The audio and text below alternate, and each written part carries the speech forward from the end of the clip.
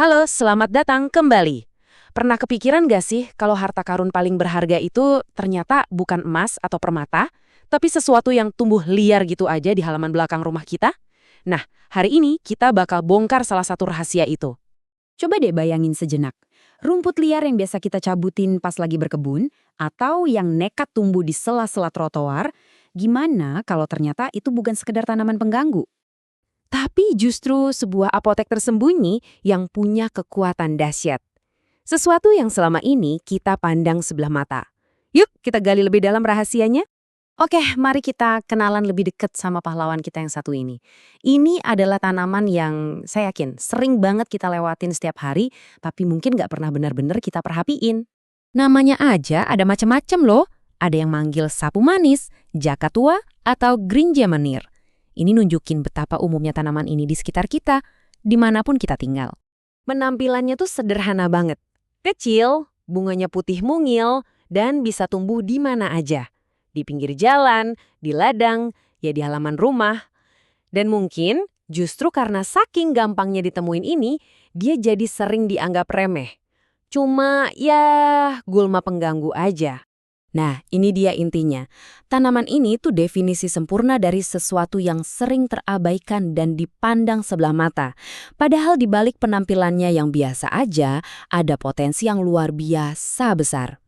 Nah, yang bikin makin seru, ternyata gulma yang kita anggap biasa ini punya sejarah yang panjang dan kaya banget loh. Ceritanya udah dari berabad-abad yang lalu. Jadi, perjalanannya itu luar biasa banget. Dulu, berabad-abad lalu, tanaman ini dianggap sakral dan dipakai sebagai obat oleh suku Guarani di Amerika. Terus, entah gimana ceritanya, dia nyebrang samudra sampai ke Jawa sebelum tahun 1860-an. Dan sekarang, wah, udah menyebar ke seluruh wilayah tropis di dunia. Jadi, pertanyaannya, apa sih yang bikin tanaman sederhana ini begitu dihargai dalam pengobatan tradisional? Kok bisa sekuat itu? Jawabannya teman-teman ada di dalam kandungan kimianya. Kuncinya itu ada di sesuatu yang namanya senyawa bioaktif. Gampangnya gini deh, anggap aja ini kayak bahan aktif alami dari si tumbuhan. Zat-zat inilah yang bisa ngobrol sama tubuh kita dan kasih efek kesehatan yang nyata. Dan sapu manis ini, wah isinya tuh kayak pabrik kimia alami yang super canggih. Di dalamnya ada flavonoid, terpenoid, saponin, asam betulinat, steroid, macem-macem deh. Ini tuh bener-bener gudang senjata biokimia yang kompleks banget dalam satu tanaman kecil. Nah, semua amunisi kimia yang keren ini tentu aja bisa diterjemahin jadi manfaat kesehatan yang benar-benar luar biasa. Salah satu manfaatnya yang paling terkenal dan paling banyak diteliti adalah kemampuannya untuk jadi sekutu yang kuat banget buat melawan diabetes. Coba deh kita lihat datanya. Baik diekstrak pakai metanol ataupun air, kandungan polifenolnya itu loh, antioksidan yang kuat banget, tinggi banget. Ini bukan lagi cuma cerita orang tua dulu ya, ini bukti ilmiah, potensinya itu nyata. Nah, ini nih yang bikin kaget. Efek antidiabetesnya itu bukan main-main, bahkan disebut-sebut sebanding sama glibenclamid. Itu obat resep modern yang biasa dikasih untuk penderita diabetes tipe 2. Kebayangkan sekuat apa? Tapi tunggu dulu, kekuatannya nggak berhenti sampai di situ. Manfaat tanaman ini juga sampai ke urusan penjagaan jantung dan pembuluh darah kita.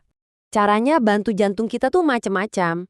Secara tradisional di Ghana, misalnya, ini dipakai buat nurunin tekanan darah. Secara ilmiah, dia juga bisa bantu menghambat kolesterol jahat atau LDL biar gak teroksidasi.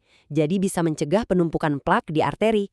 Plus, antioksidannya yang kuat itu juga melindungi sel-sel jantung kita. Keren banget kan? Seolah itu semua belum cukup, lihat deh spektrum penyembuhannya. Dia bisa jadi anti-inflamasi atau anti radang, antibakteri, antioksidan, bahkan bantu proses penyembuhan luka dan dukung kesehatan ginjal. Wah, ini sih tanaman serba bisa. Oke, kita udah tahu betapa hebatnya tanaman ini. Pertanyaan selanjutnya, gimana sih cara orang-orang menggunakannya untuk kesehatan? Cara tradisionalnya tuh simple banget loh. Biasanya, seluruh bagian tanamannya diambil, dicuci bersih, terus direbus pelan-pelan di dalam air. Nanti, air rebusannya itu disaring, dan ya diminum deh, jadi semacam teh herbal. Gampang kan? Tapi, ada catatannya ya. Karena tanaman ini punya sifat penenang yang lumayan kuat, pakainya harus bijaksana, biar nggak jadi ngantuk berlebihan gitu. Nah, yang menarik adalah evolusinya. Kalau dulu cuma jadi teh herbal atau kompres, sekarang sapu manis udah naik kelas.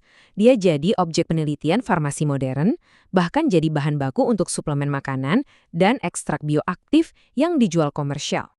Ini jadi bikin kita mikir, ya kan? Kalau satu jenis rumput liar yang sering kita injek-injek aja punya kekuatan sehebat ini, bayangin deh, rahasia apa lagi yang mungkin tersembunyi di sekitar kita yang selama ini kita nggak sadar. Jadi, pesan utamanya jelas banget. Lain kali kita lihat rumput liar, mungkin jangan buru-buru dicabut. Coba deh berhenti sebentar, lihat lebih dekat. Karena bisa jadi apotek paling hebat di dunia itu bukan di gedung megah, tapi ya itu ada tepat di bawah kaki kita.